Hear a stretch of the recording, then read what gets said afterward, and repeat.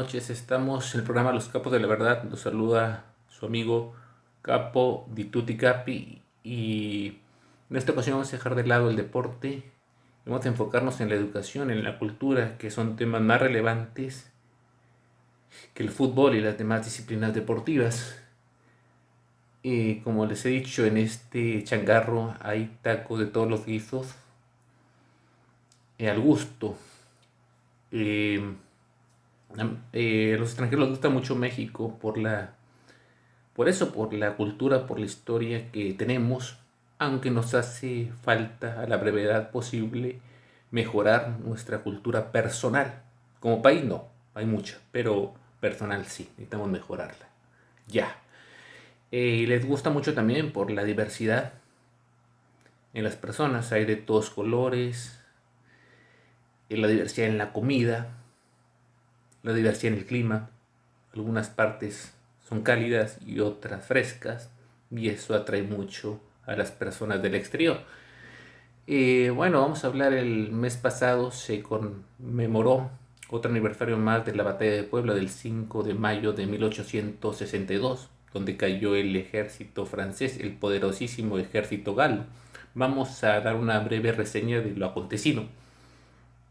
Eh, La guerra de reforma, a raíz de la guerra de reforma, que fue en 1800, guerra de reforma, guerra de los 3 años, una guerra civil, que duró de 1858 a 1861, que se disputaban la hegemonía, por un lado los conservadores y por el otro los liberales, defendiendo sus ideales y sus posturas políticas, y ganó los liberales. Entonces, el 7 de julio de 1861, el presidente de aquel momento, Benito Juárez García, junta su gabinete y da por suspendido por un espacio de 2 años la deuda externa. Sin embargo, las potencias del otro lado del Atlántico, España, Inglaterra y Francia, pues no lo tomaron con agrado y organizaron un acuerdo, enviaron una flota a las costas del Golfo de México, y por ende renació el sueño que poseían estas naciones de una especie de monarquía en nuestro territorio. El 8 de diciembre de 1861 llegan las tropas españolas a México, compuestas por 7,000 hombres, lideradas en un principio por Gasset y Mercader, y posteriormente se hizo cargo de las mismas de las tropas el general Juan Prim, conde de Reus. Un mes más tarde, el 6 de enero, ya del otro año, 1862, 800 soldados ingleses desembarcan en nuestro país bajo las órdenes de Dunlop y de Charles Wyatt. El mismo mes, enero, faltaba el invasor más terco, más obstinado y más orgulloso, hablando de Francia, bajo las indicaciones del contraalmirante de la Gravière y el comisionado Dubois de Saligny, perdón por mi francés, y con ellos 300 hombres galos. Entonces, ¿qué hace Benito Juárez? Un hombre muy inteligente, oaxaqueño, se saca una sobre la manga y manda a negociar con los europeos al guanajuatense Manuel Doblado, estupendo diplomático, erudito, culto, y negocia y se logra que se pacte los acuerdos de la soledad, en el cual los extranjeros reconocían al gobierno liberal como único y legítimo. España e Inglaterra lo toman bien, respetan dicho acuerdo a cabalidad. Sin embargo, la postura de Francia fue muy distinta.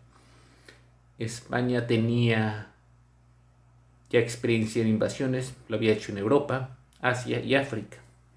Entonces el acto era meramente colonialista, lo que querían hacer los franceses en México.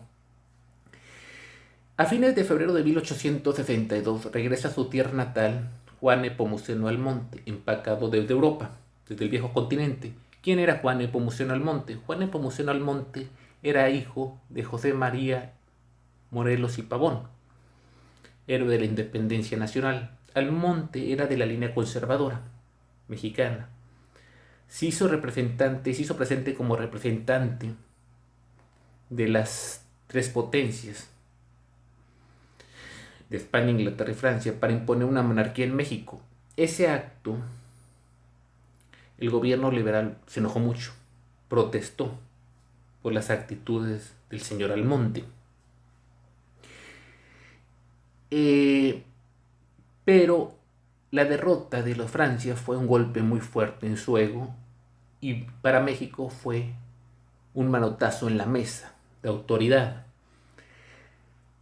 Una pieza clave en este rompecabezas, en esta batalla, fue la labor del general Ignacio Zaragoza Seguín, una persona que nació en Texas, cuando Texas pertenecía a México.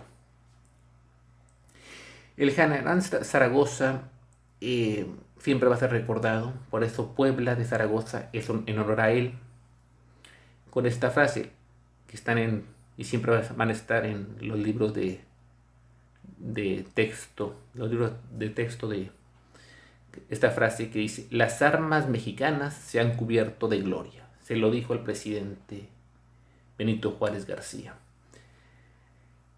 Hay que recordar que Benito Juárez estuvo 14 años en el poder, se llevó la presidencia a Saltillo, a Chihuahua, a Ciudad Juárez.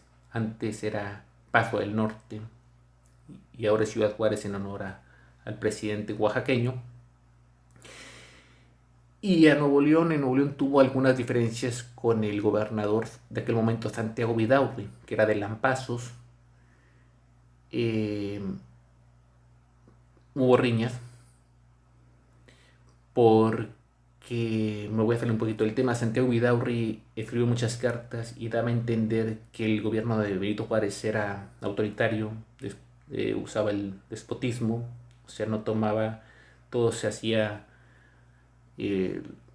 era nada más, las decisiones eran tomadas por él, no tomaba en cuenta a los demás, quería hacer cosas para el pueblo, pero sin él, sin el pueblo. Entonces, bueno, escribió muchas cartas y daba a entender, nunca lo dijo tajantemente, pero daba a entender que quería separarse de México y hacer la República de la Sierra Madre, habló con Vidaurri, habló con el gobernador de Coahuila, Tamaulipas, como lo habían hecho en 1840, en enero, cuando se hace la República del Río Grande,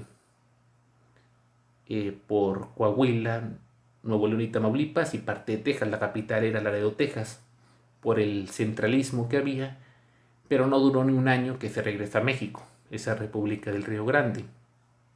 Entonces más o menos quería hacerlo Vidaurri así. Nunca lo dijo, escribió muchas cartas, pero nunca lo dijo tajantemente, pero era la intención, lo daba a entender. Y bueno, volviendo al tema de la batalla de Puebla, hay una mención especial y honorífica al regiomontano Ricardo Arancibia, un hombre que siempre luchó por la libertad, primero con su entrañable amigo, el general Zaragoza. Dicho sea de paso, Arancibia no confiaba mucho en Juárez, empezó a confiar por Zaragoza. Ricardo Arancibia, hay una anécdota, conoce a un francés en la batalla épica de Puebla, conoce a un francés llamado de apellido Langlois, y se hacen grandes amigos, crece la amistad y se reencuentran con el tiempo. Y Arancibia pelea por sus ideales, por sus valores en España, Cuba, Italia, en Francia, y ahí se reencuentran con Langlois. Juntos defendieron la Comuna de París, y un año antes la esposa de Arancibia, Chole, Soledad, había fallecido. Aún así, con el corazón roto, destrozado por dentro, Arancibia sigue peleando, sigue combatiendo por la justicia, por la libertad, por ideales. Nunca los traicionó, su forma de pensar, sus principios. Entonces, poco se sabe de él, pero es importante que lo digamos. Ricardo Arancibia, regiomontano, él. Y bueno, es una breve reseña de México ha tenido 3 intervenciones. Quiere decir que México es muy tentativo, es un país muy tentativo para los demás. Siempre están pendientes, todavía siguen pendientes de este suelo, y aunque se le han hecho muchas cosas, México sigue en pie, no se lo han podido acabar, ni los mexicanos abusivos, ni los extranjeros. Entonces eso habla de un país con fortaleza mental. Bueno, es todo, llegamos al final en esta breve información, breve historia, breve reseña. Y como les dije, aquí va a haber tacos de todos los sabores, de todos los colores y de todos los sabores y de todos los colores, todos los guisos, al gusto. Entonces espero que la pasen bien, pórtense mal, cuídense bien. No, no es cierto, que la pasen bien, y pues nos volvemos a encontrar dentro de poco.